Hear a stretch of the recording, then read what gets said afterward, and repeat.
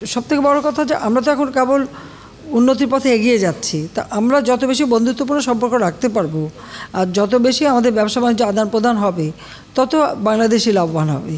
আমি ফারহানা ইয়াসমিন জুথি, ডিবিসি নিউজে কাজ করি। আপনার কাছে আমার প্রশ্ন, স্বাস্থ্য খাতে এবং চিকিৎসা খাতে ঔষধ শিল্পে আমাদের ভারতের সাথে যে চুক্তি নবায়ন হয়েছে সেখানে বাংলাদেশের মানুষ কী ধরনের আরও সুবিধা পেতে পারে বা দাম কমবে কিনা, আমরা কম খরচে আমাদের দেশের মানুষ চিকিৎসা সেবা পাবে কিনা? আমাদের ওষুধ শিল্পে অনেক কাঁচামাল অনেক কিছু আনতে হয় ওখান থেকে, আর কিছু কিছু যে ওষুধ আছে যেটা আমরা এখনও উৎপাদন করি না, কিন্তু করতে পারছি না।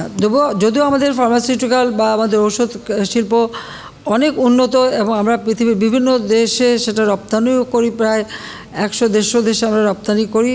এরপরে কিছু কিছু বিশেষ ওষুধ থাকে যেটা হয়তো আমাদের দেশে এখন সেভাবে হয়, মানে ইন্ডাস্ট্রি গড়ে ওঠেনি। তো সেই ক্ষেত্রে আমাদের দেশের মানুষ লাভবান হবে।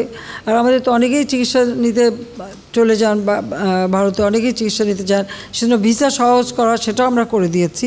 কাজে এদিক থেকে আমাদের সবথেকে বড় কথা যে আমরা তো এখন কেবল উন্নতির পথে এগিয়ে যাচ্ছি, তা আমরা যত বেশি বন্ধুত্বপূর্ণ সম্পর্ক রাখতে পারবো আর যত বেশি আমাদের ব্যবসা বাণিজ্য আদান প্রদান হবে তত বাংলাদেশি লাভবান হবে।